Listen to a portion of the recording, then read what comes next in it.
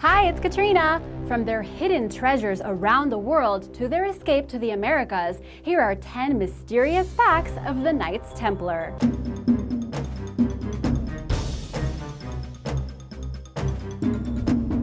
Number 10. Who were the Knights Templar? The First Crusade was a military campaign organized by Western rulers, the Pope, and the Byzantine Empire to take Jerusalem away from Muslim control. In the year 1099, the capture of Jerusalem led to thousands upon thousands of Christian pilgrims making the journey to the Holy Land. While the city itself was secure, the area around it, known as Outremer, was a place of bandits and marauders. Pilgrims were often robbed or killed as they passed through, and in 1119, Hugues de Payens, a French knight, suggested to Baldwin II of Jerusalem that they create an armed monastic order to protect those trying to reach Jerusalem. This request was granted, and the poor fellow soldiers of Christ of the Temple of Solomon, also known as the Knights Templar, were formed. At first, they had very few resources, but following support from Pope Innocent II and Catholic noblemen across Europe, they quickly rose to prominence in a military capacity, and they played a crucial role in aiding the Crusader armies. By the end of the 13th century, though, Jerusalem had been lost to Muslim forces once again, and the Templars were forced to leave the Holy Land. The French King Philip IV had found himself deep in debt with the order and convinced the Catholic Church to take action against them. But he wasn't the only one. There were many who thought that they had way too much power and were now an inconvenience. In 1307, Templar knights across France were arrested on charges of fraud, conspiracy, and paganism, with many of them paying for their supposed crimes with their lives. On the 18th of March, 1314, Jacques de Molay, the Templar Grand Master, was executed by French officials, and the order was officially disbanded. There are, however, many who believe that a number of the Knights Templar managed to evade capture and went into hiding along with the vast treasures they had managed to acquire. Number 9. The Temple of Solomon. While in Jerusalem, the order set up their headquarters in the building that was formerly the Aqsa Mosque, from where they organized their operations. There was more to this choice of location than many believed, as the Knights believed it to be the site of the Temple of Solomon. The building stood on the Temple Mount, which was where the vast temple of the Jews of the Old Testament once stood, and while the buildings atop the mount had long been destroyed, the Knights suspected there may still be hidden structures beneath. There's a maze of tunnels beneath the Temple Mount, which in Islam is known as Haram al-Sharif. Some even think the reason for setting the order up in the first place was to guard the profound treasures that were found there following the Christian takeover of the city. Could it have been the hiding place for the Holy Grail, the Shroud of Jesus, the head of John the Baptist, or even the Ark of the Covenant? If this was the case, one question remains. What happened to the treasures that were discovered in the Temple of Solomon? Did the Knights ever find them? Did they take them away when they fled Jerusalem? Where might they be today? And now for number 8. But first, do you believe there is a treasure hidden by the Knights Templar still out there? Let us know in the comments below. And be sure to subscribe if you are new here. We have lots of new videos coming up. Number 8. Temple Church. The Knights Templar had strongholds across Europe, but there's actually one that you can visit today. In an area of London, England known as Temple, you can walk through a stone archway into Inner Temple Lane, where you'll find yourself surrounded by Gothic and Victorian architecture. It was here that the Knights Templar built monastic dormitories and chambers, and most significantly, the Temple Church. They built it in 1185, modeled after the Holy Sepulchre of Jerusalem, to serve as the headquarters for their London chapter, and at the time would perform a vital role to the people of the Middle Ages. It was the closest they could come to being in Jerusalem without making the epic journey themselves. Effigies of the Knights can be found around the church, including one of William Marshal of Pembroke, who was integral to the creation of England's Magna Carta, a document that would go on to influence the development of law across Europe and America. Following the dissolution of the Knights Templar, the premises went into the hands of the Knights Hospitaller, another order who leased the land to lawyers in 1346. Nowadays, it's the center of England's legal profession, but don't worry, you can still visit the church without fear of having to encounter an attorney. Number 7.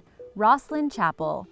The chapel in the town of Rosslyn, just to the south of Edinburgh in Scotland, is inconspicuous at first glance, but its links with the Knights Templar have led to theories suggesting it's the hiding place of something incredibly significant. If the weather-worn Gothic architecture seems familiar, then you may know this place from the movie The Da Vinci Code, which featured the chapel.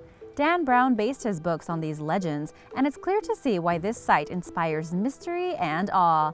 The mixture of Christian, Jewish, Egyptian, and pagan symbology is unusual, all of which seem like pieces of a puzzle.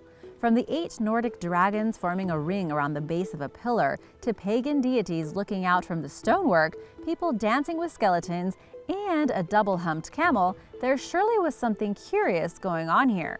Many believe it was where the Templars hid their treasures that they had acquired through their work, and it's quite possible there's still a lot more to discover hidden deep within the vaults. Number 6. The 12 who escaped. According to legend, during the rounding up and execution of the Knights Templar in France, it's thought that 24 managed to escape. 12 of this group were named in a document from 1307, which suggests that they were, in particular, being searched for by the king. But what was so special about them? We actually know quite a lot about them. Humbert Blanc, for example, had been in the order for about 40 years, and in 1299 became master of the province of Auvergne. He spent his time between France and England, which is likely how he managed to evade capture, but was finally arrested by English authorities and imprisoned on charges of blasphemy. Pierre de Bouche was a younger knight, no older than 25 years old at the time of the arrests, and he had even changed his clothes and shaved his beard to evade capture, but was finally found a few years later. The most interesting thing that comes from the documents of the 12 who escaped, though, is the confession of Jean de Chalon that suggests that those who were never captured had fled with the Templar treasures. A passage of text that is stored in the Vatican archives recorded what he said.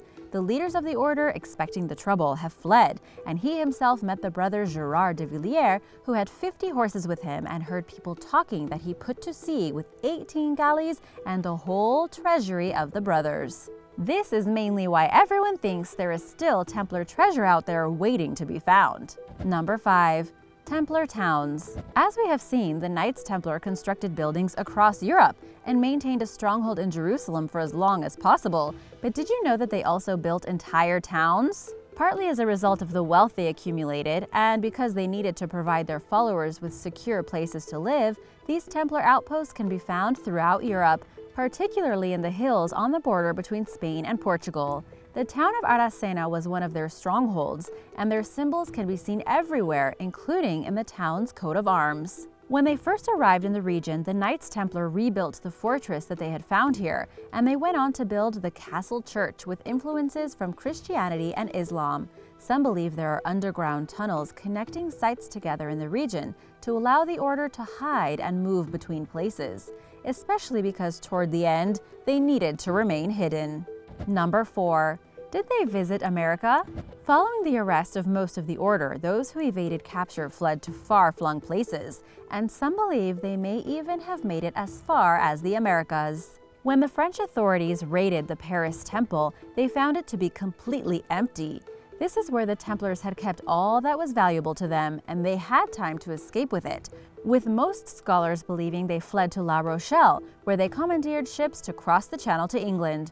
From here, they journeyed across the land to Scotland, and it's believed they set sail again towards Iceland on the old Viking routes. Had they continued along this path, it's very possible that they managed to reach Vinland, the settlement that had been established by the Vikings in the New World, and today is known as Nova Scotia. There's evidence for this too, as the local people of the time spoke of white-skinned travelers who came from overseas in folklore, and there are numerous Templar crosses that have been found in buildings and rocks around the area. It's also thought that they may have taken all their treasure to Canada, possibly burying their treasure in a new hiding place such as a chapel vault, or maybe even on Oak Island, which would explain the mystery of the supposed treasure hidden there. Number 3. Supposed worship of Baphomet. One of the claims against the Templars when they were arrested was of blasphemy. While they disputed this, they certainly had some unusual rituals, one of which was supposedly the worship of Baphomet. You may recognize images of Baphomet from things ranging from heavy metal albums to religious propaganda, as the icon is often associated with Satanism. The roots of Baphomet aren't actually so dark, though, and even the links with the Templars' worship of a goat's head aren't necessarily related. Since their formation, the Templars had a close understanding of Islam. After all, they were based in a mosque in Jerusalem, and it's generally accepted that the true origin and meaning of Baphomet was Muhammad, the prophet of Islam. It makes perfect sense that the Knights Templar would have included parts of Islam in their beliefs. After all, the buildings and churches they built incorporated ideology from multiple religions. As for the head that the Templars worshipped, there are a number of theories on this. But the most interesting one is that it could have been the preserved skull of John the Baptist, one of the treasures they possibly found in the Temple of Solomon. Number 2. There were female members. We only ever see depictions of the Knights Templar being men, and what with the way the world was, it would be a fair assumption to believe that the only members of the monastic order were male, but that's not entirely true. While the Knights Templar were formed to fight battles and the order's rules, set out by Saint Bernard of Clairvaux, explicitly forbade women from joining to prevent temptation, distracting the men and all that, this particular rule was not strictly followed. In the Austrian town Mühlen, there was a Templar nunnery that was officially labeled as such, which provided refuge for Templars that passed through. Furthermore, throughout the various Templar houses, there are countless records of female members who mainly held the rank of consoror or donat, meaning those that were bound to the order as lay sisters or as donors to the cause. One of the most prominent was Ermengarda of Aluja, who became a member along with her husband after donating land. She was unique in that she was a full-fledged sister of the order, the equivalent rank to a brother of the order, and she is recorded as being a preceptrix, or commander of the House of Rurel in Catalonia, present-day Spain. She was a serious force in the order and recruited many more women to join. Number 1. They still exist today. Despite the Order of the Knights Templar having been officially disbanded in 1314, their influence and teachings can still be felt today.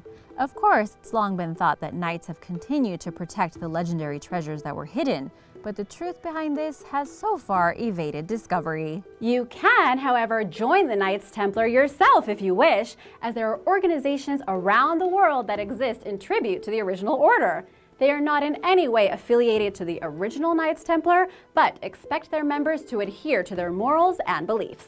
With ceremonies based around Templar traditions and the importance of assisting one another, these groups are an important part of their members' lives, despite seeming like no more than monastic order cosplay to outsiders. Thanks for watching! Would you join the Knights Templar? Let us know in the comments below. Be sure to subscribe and I'll see you next time. Bye!